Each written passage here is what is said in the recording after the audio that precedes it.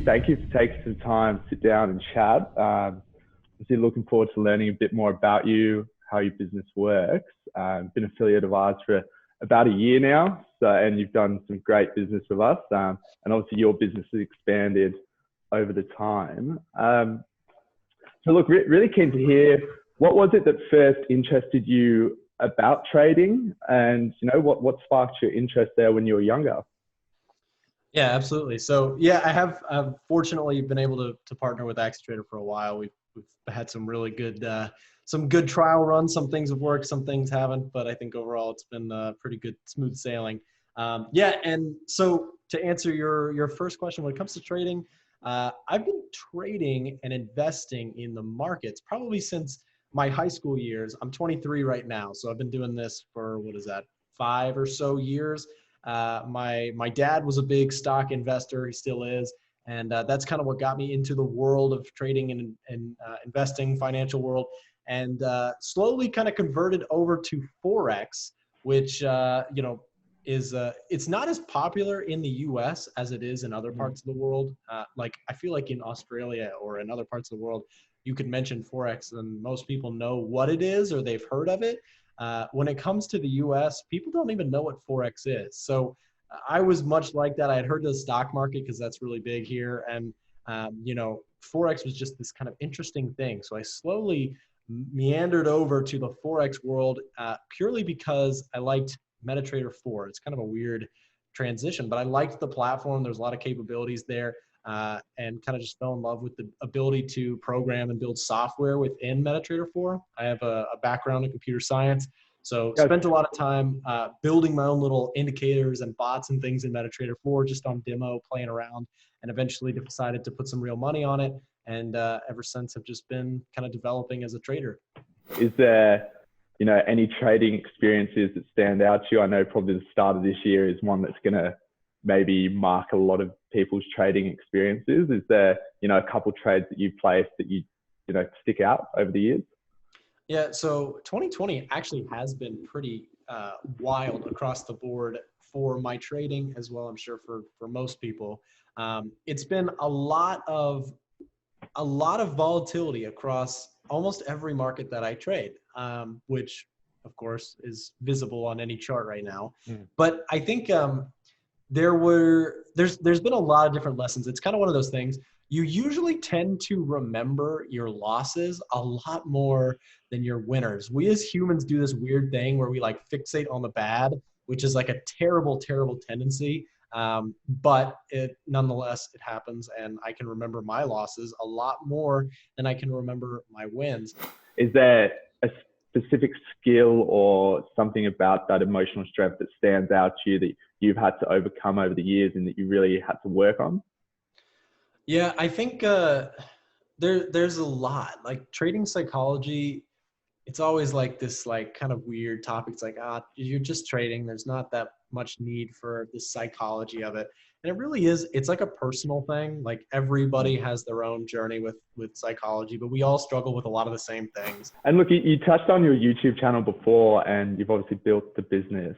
So I suppose I'm keen to hear what it was that it then inspired you to start, blogging about your journey. I think it's a very millennial thing to do now to start the YouTube channel, but I know you're probably one of the early adapters to doing it. Like what it sparked you to then start blogging and getting the YouTube channel up and running in the early days?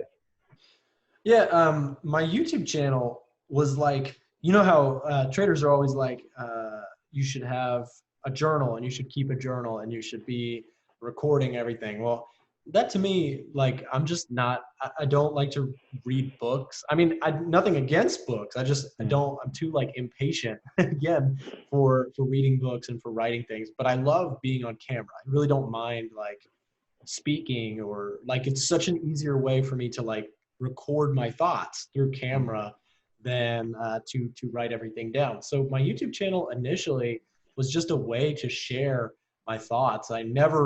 When I first started, I had no intentions of selling anything or building a business off of it. It was just a way for me to journal my concepts in my trading career, basically. My faults, my successes, all of that. And sure enough, other people were like down to hear about it. They were like, oh, that's interesting. I made the same mistakes, or that this has worked for me. Why don't you try that? And that just really, really helped me in my career. Creating the YouTube channel certainly helped me with my trading because it held me very accountable. When you put yourself on camera and you, just like with a journal, you have to record yourself and keep yourself accountable. My YouTube channel started out as my journal. And so it wasn't really like I was motivating myself to do it. It was more like it was just helping me. So I just continued to do it. And eventually I started to offer some services off of the back of it, and eventually had to hire people because we had so many people interested in working with us. So now we've got like a team of 3 people in person and a couple remote people helping us out. So with that, how do you find, obviously being able to see someone like that that's pretty much working 2 jobs, and similar for you trying to build a business, how do you still manage your time and, you know, to get in front of the charts and place trades when, you know, you're trying to manage a YouTube channel, trying to manage your membership base, build new products? Because there's a lot of people that get into trading that are already successful in their own right. And then Right. it's that common, how do I, you know, find time to do this? Yeah, so I think for me, I ran into that problem pretty quickly because when I first started trading, and even while I was doing my YouTube channel, I was doing YouTube. I had started the business, I was trading, and I worked a full-time software job. So when I had all those 4 things, the trading part was like tough. But Hmm. that was where, fortunately, I've always relied more or been more interested in the swing trading side of things, which has allowed me to not spend so much time looking at the charts. And I'm the type of person that I know some traders love to look at their charts all day long, but that has never been and probably never will be me. I like to look at the higher time frames and trade slower moves, bigger moves without interacting with the chart, constantly. I'm not a day trader, so I'm definitely shorter term, but not every single day, all day. So, for me, that might mean 30 minutes to an hour and a half maybe of trading per day. And a lot of that time, even maybe some of the day, is also because I'm managing the business side. Part of the business side for me is interacting and being inside of the A1 trading community that we offer. So I'm in there working with other traders and doing chart markups, and I'm still at the charts even while I'm doing the work side of it. So look, is there a piece of advice that you'd give to people that, I suppose you're lucky now that your job has become that, but, you know, back when you were working that software job, is there a piece of advice that you'd give to someone that, you know, is struggling to find the time or believes they don't have the time to trade? What would you say to those people? Isolate which ones could you most likely be available for. For me, that was the Asian session, which at my time was about 7 p.m. in the evening. I'm going to say, am I taking you away from the Sydney Open at the moment, or yeah? I was a No, bit worried. you're good. I've been looking at. Fortunately, now I can look at it, at the office anytime. So I've been able to look at it already today. But yeah, so I would isolate that time. In fact, it would actually be right around now at about 7 p.m. to 8 p.m. I'd be looking at the markets, executing trades if they were there, updating trades if I was already in them, and of course, interacting with members that I still had even at that time when I was working the job. So if I can do that with a full-time job, people can certainly, the average person who may not want to start a business or go full-time with trading right away, they certainly can get some sort of time to trade in if they have an hour or 2 a day, just looking at the markets, especially if you're like me, interested in swing trading. It makes it a lot easier because you don't need to be micromanaging every single move the market makes. You're just looking to capture some opportunities that come and go on the longer time frames, the 4-hour, the day chart, the weekly. But obviously, with kind of getting that whole journey of yours now, if you could, you know, take a step back, go even back to yourself when I think it sounds like you started when you were like 18 trading, or, you know, you sit down with someone that's 18 now. What are those key pieces of advice you give to them before they place their first trade, or, you know, they're just getting started? It's a good question. I think there's the weird thing about trading is that it's not some sort of objective route to success. And I've never met a trader who's had the exact same route as mine or as anybody else's. Everybody kind of has their own path and journey. I think instead of like strict, this is what you need to look at, this is what you need to start on, I think there's some like general approaches in terms of how you're going to realistically tackle this concept of trading. Things like, not looking for the get rich quick stuff. That's the first thing you need to do, is avoid courses that make it too good to be true. Avoid signals groups who are just trying to, sell you some sort of dream. Anything in the markets that is too good to be true feeds off of that learning curve that we talked about, where it's super easy at the beginning. That's people preying off of that. Oh, it's super easy. Just come by, whatever. That to me is the first thing to avoid. Understand that if you want to do this, it's like a 4-year degree at a school. You have to put in the time. You have to learn this. It is a serious skill. It is the biggest industry in the entire world because it has the most money moving through it.